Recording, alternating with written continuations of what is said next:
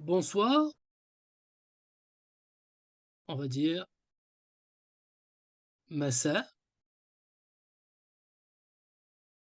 Là, vous connaissez le alif, vous connaissez le sin, mais vous ne connaissez pas encore le mim. Massa ul khayr. Le kha, vous connaissez, le ra, vous connaissez, le ya, vous ne le connaissez pas. Donc, kha, vous connaissez, le ra, vous connaissez, mais le ya, pas encore. Donc, en transcription, massa,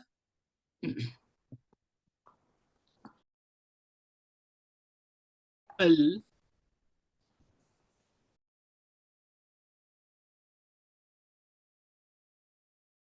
massa ul khayr, ça veut dire quoi? Ça veut dire que lorsqu'on a passé ce qu'on appelle le zénith, al-dhuhr, il y a 5 périodes importantes dans le calendrier, sémite. Ce qu'on appelle le lendemain commence à partir du moment où la lune apparaît. Du coup, pour les Arabes, les Juifs, les Sémites, etc., le lendemain, c'est à partir de la lune, c'est-à-dire à partir de ce qu'on appelle le Maghrib. Donc, dès que le soleil commence à se coucher, on est déjà au lendemain, un calendrier lunaire. Ce qui fait que très souvent, par exemple, pour la notion du mot Shabbat, Sabbat, c'est à partir de vendredi soir, à partir du vendredi coucher du soleil. Et ce qu'on appelle le Jumu'ah, le jour du vendredi, donc le jour du rassemblement, c'est à partir du jeudi Maghrib, c'est-à-dire dès que le coucher du soleil commence, on est en vendredi. Masa ul Khayr, c'est la période qui se situe, c'est le moment qui se situe entre le fait de toucher, Masa, Mas, de voir son ombre toucher son corps. Donc on est ce qu'on appelle dans l'après-zénith. Zénith midi, et l'après-midi jusqu'au soir, c'est le Masa. Hein, après-midi et soir, c'est des nuances qu'on verra, je vous raconterai un petit peu, c'est des nuances qui sont pas très très loin. Mais ce qu'on appelle le Maghreb, c'est-à-dire le Maghreb, ça signifie en arabe, là où apparaît l'Occident. Hein, l'Orient, c'est le lever, l'Occident, c'est le coucher. C'est ça que ça veut dire Maghreb. Sharq, Sharaqa, le soleil se lève. Gharaba, Maghreb, le soleil se couche. Le Maroc, d'ailleurs, il porte ce nom-là par rapport au pays arabe parce que c'est l'extrême pays arabe qui est, hein, dans ce qu'on appelle la partie occidentale. Donc les orientaux disent que le Maghreb est en Occident par rapport au Levant. Donc Masa al-Khair, ça veut dire bonsoir. Ahlan wa sahlan. Donc je vous l'écris ici. Alors, vous remarquerez shukran, ahlan, marhaban, an. Ces an là, c'est des marques adverbiales. C'est-à-dire que le mot ici ne bouge pas. Un adverbe, je vous rappelle très rapidement, il est invariable. Il ne change pas. D'accord? Bon, c'est des lettres qu'on n'a pas encore vues, hein, donc vous inquiétez pas. Ahlan wa sahlan. Donc le signe, vous le connaissez, on l'a vu. Hein.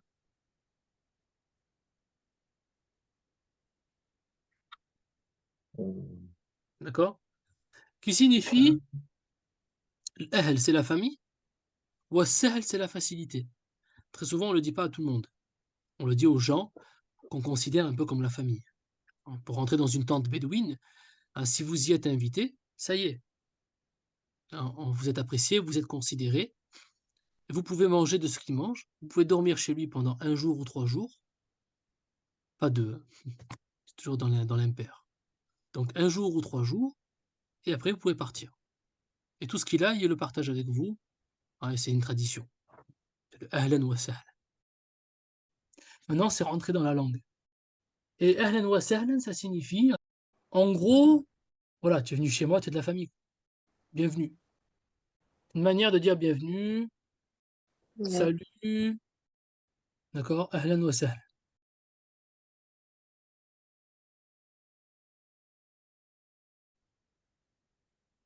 Marhaban, et là je mets un point, parce que c'est le ha.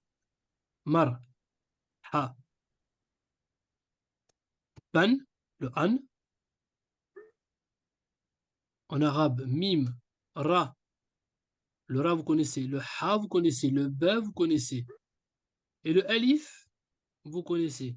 Je vais mettre ici deux traits, la marque adverbiale, et je suis dans bienvenue, une bienvenue, la bienvenue, le bienvenu. Après, voilà, vous le déclinez en adjectif ou ce que vous voulez. En arabe, sachez qu'il est invariable, marhaban. La racine, c'est rahaba. Rahaba, ça signifie traiter une personne mieux que vous vous traitez vous-même. Traiter une personne de la plus belle manière. C'est une notion qui est très traditionnelle, qui est liée au fait que vous invitez quelqu'un chez vous. Elle doit être plus à l'aise que vous-même.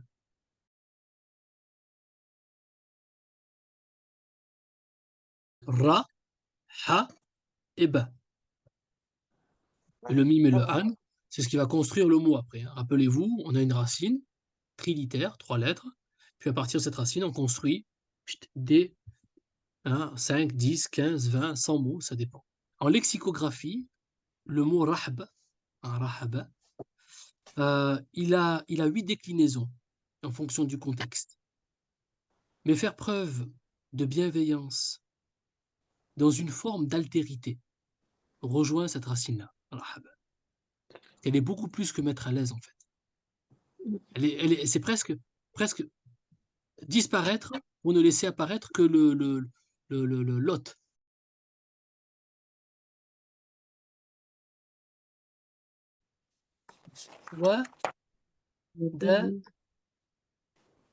Wada'an, c'est la racine wada'a qui signifie dire adieu. C'est plus adieu qu'au revoir, wada'an. Mais bon, je peux pas le traduire comme ça, je suis pointilleux sur les mots. Donc je vais mettre ici au revoir, parce qu'on a quand même un mot pour dire adieu en arabe.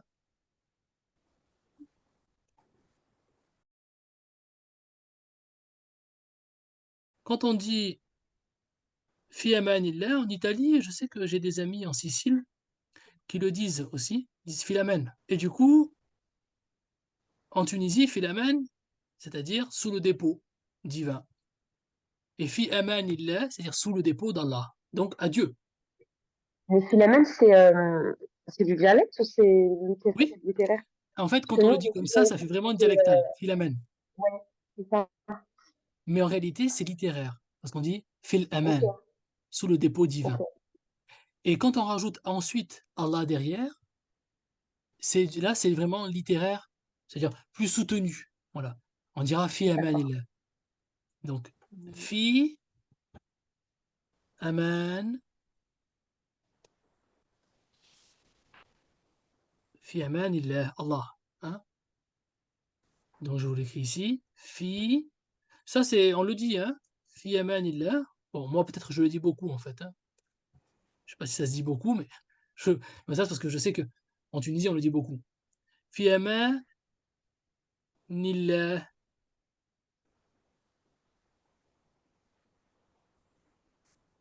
Fi amanillah, qui signifie littéralement dans. Fi, ça veut dire dans. Aman,